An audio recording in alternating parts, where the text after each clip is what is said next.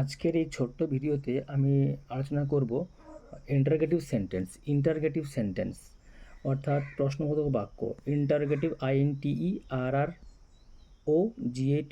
Interrogative সেন্টেন্সের প্রধান শর্ত হলো কি, বাক্যটা শেষে থাকবে জিজ্ঞাসা চিহ্ন, কোশ্চেন মার্ক। এবং এই ইন্টারগেটিভ সেন্টেন্স তৈরি হয় মূলত তিনটে ফর্মে, তিনটে তার স্ট্রাকচার আছে। তো প্রথম স্ট্রাকচার বলছি, এখানে আমি করে দিয়েছি। প্রথম স্ট্রাকচার হচ্ছে do verb, then subject and তারপর ভার্ব থাকবে, তারপর থাকবে অবজেক্ট এবং তারপর থাকবে কমপ্লিমেন্ট, মানে পরিপূরক অংশ। কমপ্লিমেন্ট বলতে যে বাক্যটা, যে শব্দগুলো বাক্যটাকে প্রসারিত করে। আর নেক্সট থাকবে জিজ্ঞাসা চিহ্ন, লাস্টে জিজ্ঞাসা চিহ্ন।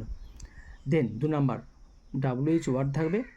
WH ওয়ার্ড বলতে কি না, যে শব্দগুলো W এবং H এই দুটো অক্ষর দিয়ে তৈরি হয় এবং যা কোনো প্রশ্ন বোঝায়, সে সকল শব্দকে WH ওয়ার্ড বলে, যেমন হু, হুইচ, হোয়াট ইত্যাদি।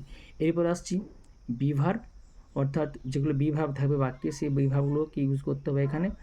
দেন কী দেবো, সাবজেক্ট মানে কর্তা, তারপর হবে ভার্ব, তারপর হবে অবজেক্ট এবং তারপর হবে কমপ্লিমেন্ট এবং তারপর হবে জিজ্ঞাসা চিহ্ন। এই যে WH ওয়ার্ড দিয়ে ইন্টারগেটিভ সেন্টেন্স তৈরি করার বিশেষ কৌশল আছে। অর্থাৎ যদি আমাকে বাক্যে কোনো একটা স্টেটমেন্ট দিয়ে দেয়, সেখান থেকে WH ওয়ার্ড সহযোগে যদি কোশ্চেন ফর্ম করতে হয়, তখন সেই যে ইনফরমেশানটা আসবে আমার এই WH ওয়ার্ডের এগেনস্টে, সেটাকে বাদ দিয়ে প্রশ্ন তৈরি করতে হবে।